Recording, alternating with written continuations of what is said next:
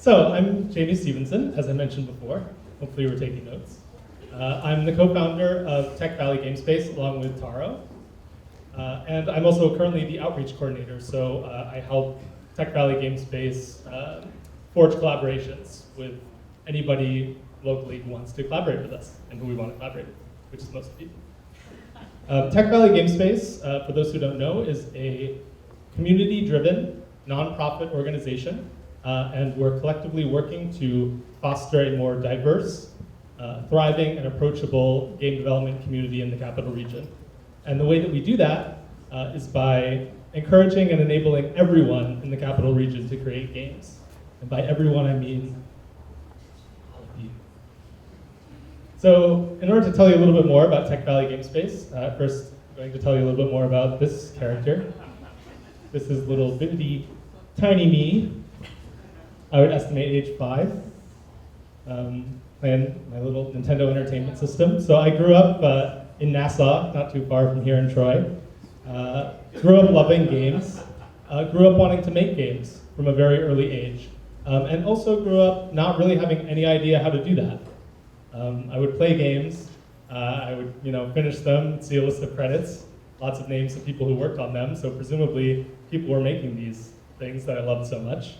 But I really had no idea how to get from where I was to there.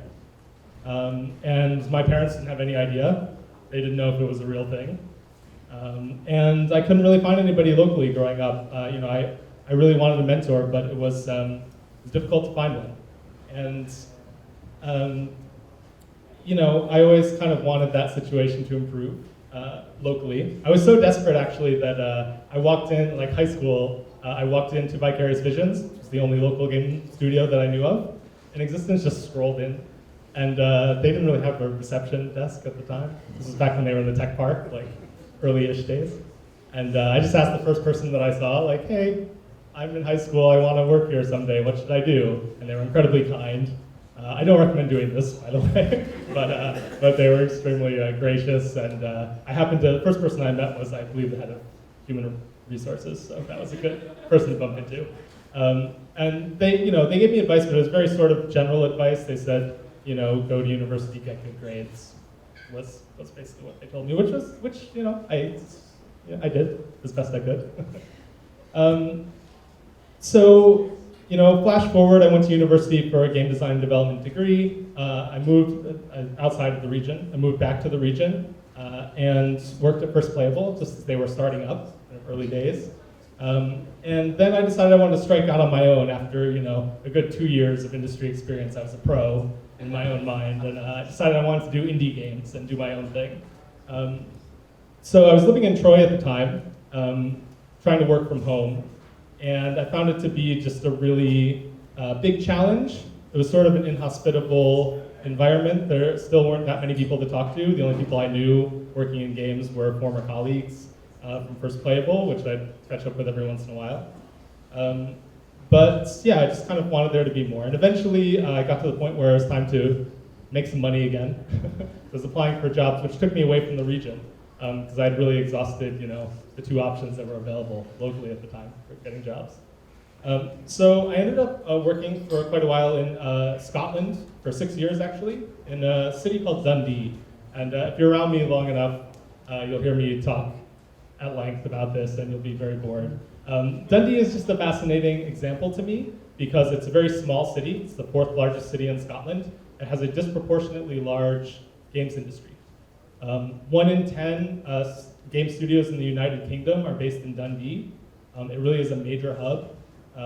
And population-wise, it's like a little bit larger than Albany, but like comparable population size. So pretty remarkable. And the whole time that I was there, I was kind of taking notes and thinking about how could we get there? How could we turn the capital region into the next Dundee? So I have some thoughts that I developed over time. So as I mentioned, if you read up on Dundee, it really is something that's recognized, not just locally, but at least nationwide in the UK. They know that Dundee is a games city. So what does that kind of entail? How did it become that? Overall, Dundee faces a lot of the same economic challenges that our region faces.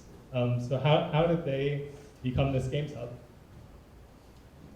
So these are a couple of factors. And again, I want to sort of cover these just in the context of, as I mentioned, there's a lot of momentum right now locally in the games cluster, but how do we sustain that? How do we grow it? And how do they grow it? So there are some factors. These are some scenes from Dundee. So there's a museum in Dundee that covers some of their legacy of computer games development. And one of the big factors I think that really seeded this environment was access to game development equipment early on. So Dundee was where they manufactured these Spectrum computers. And as a result, these computers proliferated across a much wider subset of income ranges than they did in other locations. So that meant that people across different economic divides had access to these computers where you could program your own games. So that level of access, when we're thinking about empowering everyone to make games, was a big factor. So early on, so many people grew up just like experimenting, making little projects. So that was a major factor. They had some early successes. They had a studio called DMA Design, which was sort of their version of Vicarious Visions. They had some massive worldwide game hits. They made the original Grand Theft Auto. They made Lemmings, which was a hugely popular game at the time, which got some fans. This is actually a statue of Lemmings, that they have in Dundee. So, we need a statue of a Vicarious Visions game, clearly. We're lagging behind here. Point is, they really know, not just the people in the creative economy, not just the game developers, but everybody in Dundee knows it's a game city, and they're very proud of that legacy, and they embrace it, and they support it. This is a last little thing I want to mention, which is there's this building where a lot of the game studios, up-and-coming game studios, sort of congregate, and they have their own sort of version of a co-working space called Biome Collective, which has been very inspirational for what we're doing with Tech Valley Game Space. So I came back to the area after being in Scotland for those 6 years, and I knew I wanted to do the indie thing again. I'd accrued a little more experience, felt a little more realistic this time. I completed some more game projects as an indie developer. And the other thing in terms of context was there were a lot of interesting things going on in other regions. So I mentioned Dundee, but all over the place there were these kind of trends happening, and two major trends that were very inspirational for TVGS. One is these game spaces. They're popping up all over the place. And so game space is often a co-working space, often a community event space for game developers. Buffalo Game Space was especially influential just because they're making it happen in Buffalo, which is not, more of a games hub than Troy, certainly. But they've been making it work. And then the other big trend was these diversity-focused education initiatives. So when we say we want everyone to make a game, these organizations have been doing that for a while. They've been putting in strides. Pixels in particular has had a big inspiration on us. So how does the kind of economic model of TVGS work? As I mentioned, we are a nonprofit. We're a member-supported nonprofit, so we have people who pay for access to our community and co-working space. And those are mostly indie developers. In fact, I need to double check, but I'm pretty sure every presenter you've seen tonight happens to be a member. I did not plan it that way, but we thank you for your support. So the general model is this. We have independent game developers, all the kind of up-and-coming folks who need some way to sustain themselves until they kind of get to a point where they're profitable, which can take a while in games. And so they're working at the space diligently, and we have this kind of pay-it-forward model where we work with them to develop classes in whatever their areas of expertise are, and then we roll those classes out both at our space and across the region. And they get paid for teaching those classes as instructors, so it's a supplemental income stream for indie developers locally. We get a little bit of payment for helping to facilitate and develop the classes.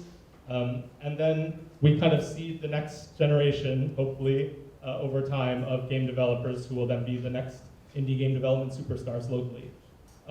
So this is the kind of cycle that we're seeking to kind of foster, and that we've been working on over time. And the time frame, we're patient. We've had some good traction so far. We're continuing on with this. So as I mentioned, co-working, we're a community of game makers. This is kind of our slogan, make games, make friends, make a difference. So we have a the co-working space where people are making games. We run lots of game making events. We're a community that supports each other, generally. And we also speed through the slides. Am I running like way along? Is that why we're? I see. I have a tendency to do this, which is another thing I've noticed. Really? That long? Wow. Wow. That's fun. Okay. Well, that is generally what we do. Co-working and education. We teach classes all over the region. You'll also notice, in addition to being very long-winded, which I'm famous for, I'm also not shy about asking people to get involved, which is part of how TVGS has grown. So I will ask. And so I have a list of some asks here. And we're going to spend a little bit of time on it since we got here.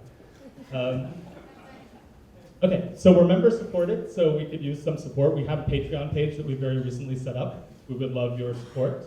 If you want to become a member, we have different levels of membership. Even if you're not ready for full co-working at the moment, you can get free access to classes and other educational programs. We could really use some help on the business side. We have a wonderful board of directors, which we saw for a flash there. We could use some more help with business development expertise. We have a lot of game developers in our community and on our board, so we've got that side of things down. But we could use some help with marketing expertise and some help with fundraising and grant writing expertise as well. So if you know anybody or if you are anybody with those skills, please talk to me. Or please email us at info@techvalleygamespace.com. And the rest of the asks are up there, which you can read for yourself. Any questions?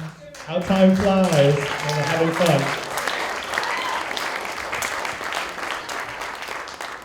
I talked about Dundee too long. That was my mistake.